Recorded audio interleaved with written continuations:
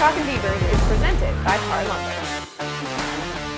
Welcome into Talkin Beavers. The bye week is behind us, and Oregon State with the back half of their season and everything still on the table. Welcome into Talkin Beavers. I'm AJ McCord alongside Jason Jean-Baptiste, played defensive end for the Bees from 2001, 2003, and Mike Parker, the voice of the Beavers. Guys, I hope you enjoyed your bye week, got a little bit of rest in, because it is full go for the next few weeks as Oregon State tries to start off strong this weekend, road game in Tucson, Arizona. I want to start with the question of what do you want to see Oregon State get better at in this back half of the season that you hope they focused on in the bye week? Hi AJ, hi Mike. I missed you this last week, not having anything to do for the weekend except for watch other teams play. But for me, one of the things that I would like to see them do, and they did this actually in the first half of the year for the first couple games, and then they got a little worse at it, is stopping the run. They used to be known for stopping the run, having a stout run defense. They struggled these last couple of games against UCLA, stopping the run. Obviously, struggled a little bit with Cal, stopping the run as well. I would love to see them do that, especially as the weather changes a little bit and starts getting a little bit colder, where teams are going to start pressing a little bit more, trying to run the ball with the cold weather conditions. So it would be awesome to see them get back to where they were before and being that stout run defense and shutting every team down when running the ball. And the other thing too, stopping the run, assignment sound, and tackling. Those were a couple of areas that Jonathan Smith pointed out that the team on the defensive side focused on, Jason and AJ, during the bye week. They've had I think they've been assignment sound on a lot of plays, but haven't finished getting the ball carrier to the ground. And that hurt them against both California and UCLA. So I think the bye in that sense came at a good time to give Trent Bray a chance to refocus on just some fundamental things that apply that we know under Trent's watch the Beavers have done extremely well. So I expect a bounce back effort against the run, Jason, to your point. Even though Arizona's been running it to the tune of about 165 yards per game, have a very productive back in Jonah Coleman. He hit USC for 143 yards. He had 3 rushing touchdowns in Pullman and that rout over the Cougs. Rayshon Speedy Luke, anybody with a nickname of Speedy, you're going to have to reckon with. So the Beavers are going to have to be very run sound. But let's make no mistake, Jed Fish's offense predicated on throwing the ball around a lot. Noah Fafita, a hot quarterback. We expect to see him at quarterback. So there's a lot on the plate for Trent Bray and the Beaver defense. I'm glad they had a few extra days to work on it. Yeah, Mike, you mentioned the last time we saw the Wildcats, they also had a bye this past weekend, taking down the Cougars, and that really put the entire team on notice. When you look at the back half of the Oregon State schedule, it would be easy to look ahead to the games like your Washington, like your Oregon, but the Wildcats said, you got to pay attention to us first and foremost. And that is something that quarterback DJ Uiagalelei said he is doing exactly that in this bye week. I got a chance to catch up with this man because my goodness, has he had a strong start in Corvallis so far this season. Already 15 touchdowns on the year. It ties him for 13th on the all-time single-season touchdown list with Sean Mannion and his very own coach, Jonathan Smith. So a chance for DJ to break that record this weekend, but his first half performance is this week's legendary performance presented by Abby's, a legendary pizza tradition. We are so excited to be joined now by the one, the only DJ Uiagalelei. He is the starting quarterback for Oregon State. DJ, thank you so much for taking the time to join us on your bye week. Man, thank you for having me on, AJ. I appreciate it. Thank you. Absolutely. So I want to talk first about something that you said after the UCLA game. You get that win, coming to the bye week, 6-1, and you said that you're in the Zen mode right now. What do you attribute that to? I think it could be attributed to a lot of things. I think whenever you're in that mode, in the zone, it feels great, obviously. And it's amazing because it feels like sometimes you can't be stopped. But I feel like it comes down to a lot of things. I feel preparation is definitely number one. Definitely up there, preparation. I feel like I put in the work each and every week to be able to be successful on Saturday. So I'm glad that it's showing up, that all the success is coming out on the field, all the preparation is coming out. But also I feel like confidence in yourself is also big. And then confidence in the receivers and the playmakers around you. And then I feel like coaching. I feel like I've had The coaching I've had here at Oregon State's been amazing. From my position coach, Coach Lingering, to Coach Boyer, to all the other coaches on the staff, to Coach Wise, Coach M, Coach Fence, Coach KB. I feel like every coach on the offensive staff has done a great job of just being there, being supportive, coaching, and letting me know what I'm doing right and what I'm doing wrong. So I feel like those are some of the things that contribute to the success on the field. Now, when you transferred from Clemson, there were a ton of people wondering, where is DJ going to go next? Where is he going to play football? How did you decide on Oregon State? Yeah, I think when I put my name in the portal, there was a handful of schools that I really was interested and wanted to go to, and Oregon State was definitely on the top of that list. And for me, man, I'm just blessed that Coach Smith, Coach Lingering, and all the coaching staff here took a chance on me to be able to have me be able to be a Beaver. And for me, man, I'm forever blessed, forever thankful for Coach Smith and every coach that's been here that have taught me. And I'm just thankful for the opportunity to be a Beaver, man. I just want to be able to make the Beaver fans proud, the coaching staff, and everyone that supports the Beavers. You've led their team to 6-1 so far to start this season, so I think they're pretty stoked that you're here. But it is something that I want to touch on, because from the moment you announced that you were coming to Corvallis, it was something that Beavers fans said, we cannot wait to see this guy in the orange and black. What has it meant from you coming from the situation that you had at Clemson, where I know there were plenty of ups and downs? You had a great career there, but there's also a lot of analysis, a lot of discourse about your play towards the end there. And then you come to Oregon State and they just welcome you with open arms. How quickly did that affirm that you made the right decision? For me, man, that's all you could ever want. I think support, people that back you, and then like you said, man, they welcomed me with open arms, fan base. It was amazing, man. That's all you want, man. You know, that's all you want. You want to have people that are confident in you, thankful for you. I mean, that's all you can want as a player, and it was amazing, man. I was just super appreciative for the Oregon State fan base for believing me. Happy that I came here, and it was honestly amazing, man. And I loved it each and every step of it. Now, one of the things, obviously, you're playing for a former quarterback in Jonathan Smith, so he knows sort of what it takes to win at the highest level of this level, right, at the collegiate level. How have you utilized him as a resource, leaned on him to get a great understanding of this offensive playbook that he's put together? Coach Smith, man, first and foremost, I think he's an unbelievable coach. And then, like you said, man, he played quarterback. He played at the highest level, and he was an unbelievable quarterback when he was at Oregon State. So be able to have your head coach as a quarterback coach is always super dope. But for me, man, Coach Smith, he's been a great mentor, been a great coach. He's super laid back. I think I said it in a bunch of areas, but he's super chill, super laid back. For me, man, his coaching style is dope. I love it. Like, he's there, he helps us whenever we need it, but he's not super all hands-on. Like, he lets us play as a quarterback, but he's been great, man. Like, he gives us a lot of knowledge, especially he's giving me a lot of knowledge, a lot of tips, how to manage the game. I feel like he's done a great job of telling me how to manage the game in different scenarios. Like, we do stuff on Fridays where we talk about situational clips. We watch clips from other teams. Like, hey, this is how I think about how we should handle it. What do you think? And he does a really good job of just being open and coaching, and then also listen to us. So it's been great to be able to have Coach Smith as my head coach, man. I love that dude. We've got more from DJ when we return on Talkin Beavers. Talkin Beavers is presented by Par Lumber. We continue our conversation with Oregon State quarterback DJ Uiagalelei. Everybody seems to absolutely love having you run the offense. I was talking with Jack Velling after the UCLA game, and he said that you looked at him before that touchdown and said, hey, I think this one might be coming to you. You've also thrown to an offensive lineman and a defensive lineman some touchdowns this year. What has it been like to sort of own the huddle and get more confidence that you can throw to linemen, you can call out the plays, and you can say, hey, Jack, I'm pretty sure this one is coming to you? Just how have you found yourself able to have that confidence translate to the huddle in the biggest moments? I think for me, man, I think the players, man, my teammates, they believe in me. And as a quarterback, when your players believe in you and your coach staff believes in you, most importantly, your players, man, I mean, that means the world.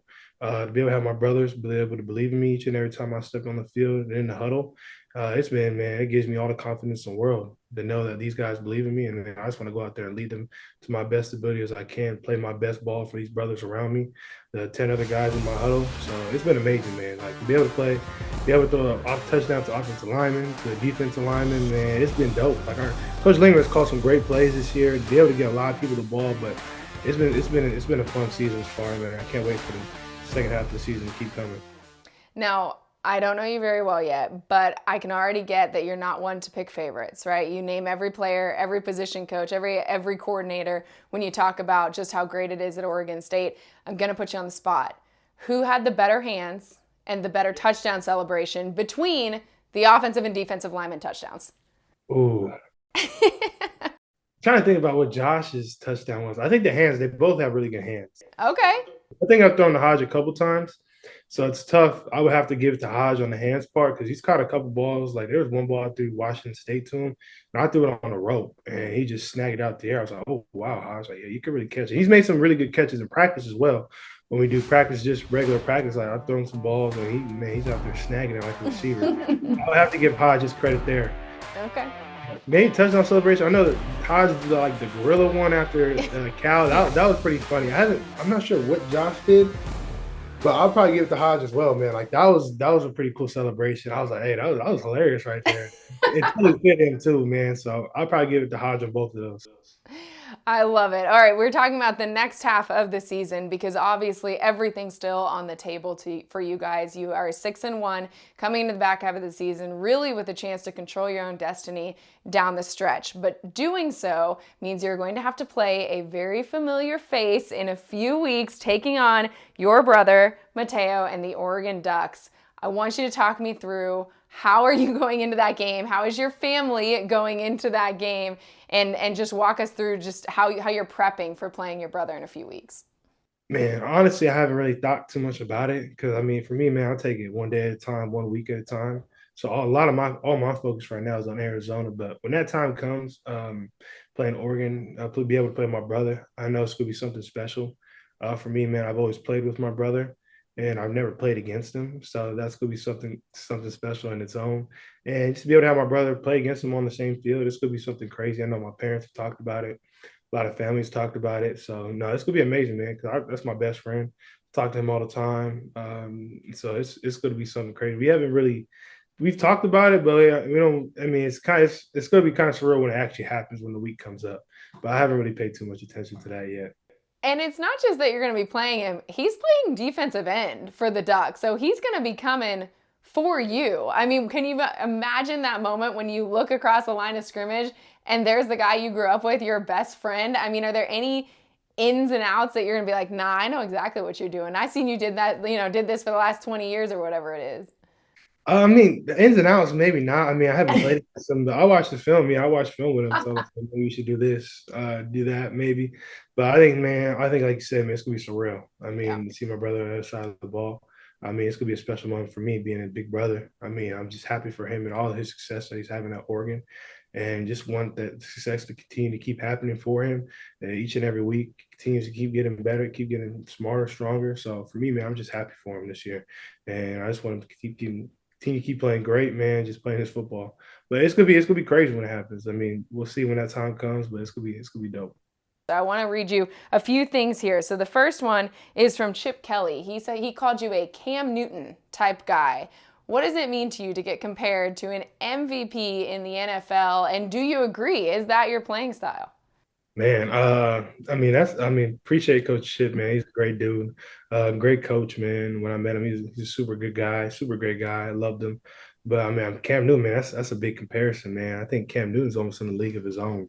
From the things he was able to do in the NFL, be able to run, throw. I don't know if I'm as good as a runner as Cam. He could run. I'm definitely not as fast as him, but I appreciate Coach Kelly for saying I play a little bit like him. So I appreciate that. The other one, your former coach, Coach Dallas, when he said on his radio show that nobody on the planet is happier for you than he is, that this success you're having in Corvallis is exactly what he was hoping for when you transferred from Clemson. What does it mean to you to have his support? Because when you enter the transfer portal, it's not always an easy ending, but here's your former head coach wishing you nothing but the best. What does that mean to you? It means everything, man. Coach Sweeney, man, he was unbelievable guy to play for, unbelievable person, first and foremost. One of the greatest guys I've known, that I've met, just from, man, the way he lives his life, what he talks about is the way he does it. And it was something I admired a lot about him. And coaching, while he's also a great coach, I mean, everyone knows he's a great coach, but man, just hear that from Coach Sweeney, man, I appreciate him, man. It's a guy that I love, and I enjoyed my time being with him for 3 years.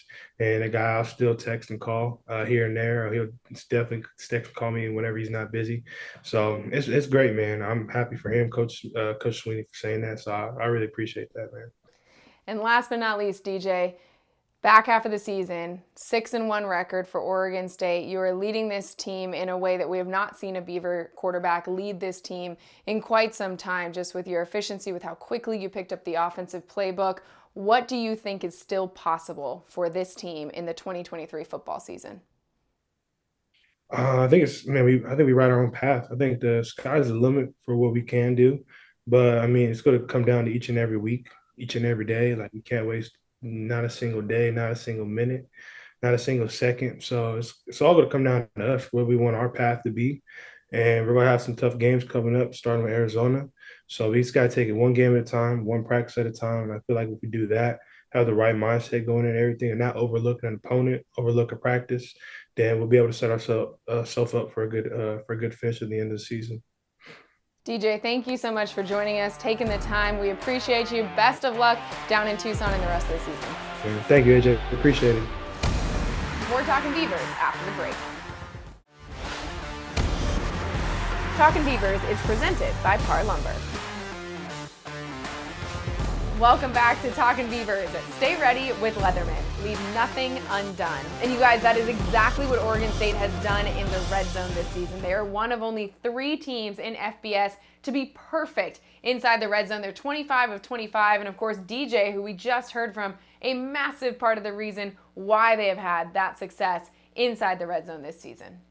Yeah, AJ and Mike, it's pretty incredible. I mean, when you read that stat, at first you think to yourself, can that be right? 25 of 25 in the red zone, Mike. Like, to me, what that means to me is not only that DJ is comfortable and he's finding his players, but the players that he's finding are making plays by the likes of Jack Velling or Silas Bolden, Damian Martinez, Deshaun Fenwick. All these guys are making plays where it matters most in the red zone and producing. And honestly, if they're able to continue doing that, I think the next couple games that they have lined up, they're going to be pretty successful. A couple of other things too, Jason, is that as Jonathan pointed out in his press conference this week, part of the reason they're so successful is the versatility. They don't have to just throw it in, or they can run it, they can throw it, they have physicality in their offensive line, and that provides a lot of different ways to get the ball in the end zone for touchdowns. So the 25 for 25, that's been a good, last week and the 2 weeks ago against UCLA, the Bruins had allowed teams 4 touchdowns going in, 4 of 12 in the red zone. The Beavers a touchdown and 2 field goals, 3 of 3.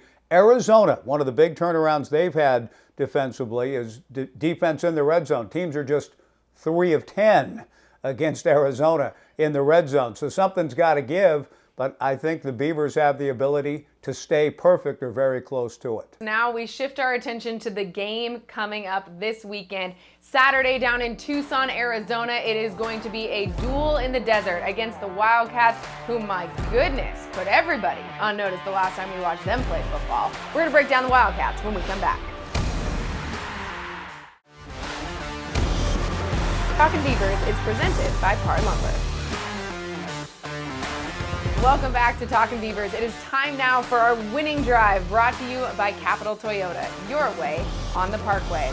All right, guys, we have talked about Arizona and the impressive showing they had in the Palouse a few weeks ago. I want to ask you now, with it being the winning drive, what is it going to take, Mike, for this Oregon State team to go down to Tucson and get the W? Well, I can hear Mel Tillis in the background. I'm sure one of your favorite songs on your playlist via Spotify or whatever else. Mel Tillis, "Send Me Down to Tucson and I'll Get the Job Done." He sings in one of Clint Eastwood's movies, and it's always been sort of a ballad when I've thought about Jonathan Smith, the head coach. He became the first quarterback, I should say, and now, of course, the head coach. The Beavers had never won in Tucson when Jonathan went down there in 2000 and led the team to a victory at Arizona Stadium in that magical 2000 year. So what they need to do, they have the right quarterback in DJ U, who's confident and hot, making the right decisions, recognizing coverage, finding Velen and Bolden running free against UCLA, recognizing things at the line of scrimmage, getting the ball downfield. Jonathan Smith did exactly that in 2000 in a rout at Arizona Stadium when the Beavers were gathering momentum down that stretch in the Fiesta Bowl year. So I think somehow if Jonathan can get that same kind of mojo he had when he was sent down to Tucson and got the job done, we're going to see his 2023 team that he's coaching find a way to get it done. Well, I'll tell you, Mike, I think I need to upgrade my Spotify or something because I'm not familiar with that song, but I need to play that song all week long and all weekend long on Saturday because that's exactly what I want them to do. And I think the way that they do that is stopping this kid Fafita. I mean, he has been unreal. We've already spoken about him earlier today, but the fact of the matter is that this guy has thrown for over 300 yards the last 2 times we've seen him. He's had over 70% passer accuracy when throwing the ball. He's been able to handle that offense and make it like what seems like unstoppable at this current time. So I think one of the big things for them going down to Arizona is, again, defense. To build off of that, I really think that Oregon State, how they start this game is going to be a massive impact to the end result because the Washington State, the only loss Oregon State has suffered this season, is also the only team to have scored on their opening drive against the Beavers this season. How fast can you start? How strong can you start? And how quickly can you leave no doubt that you plan to get the job done, Mike? That's going to be very critical for Oregon State on Saturday. 7:30 kickoff in the desert. We will break it all down regardless of what happens next week on Talkin Beavers. Thank you so much for joining us. For Mike, Jason, myself, have a good one.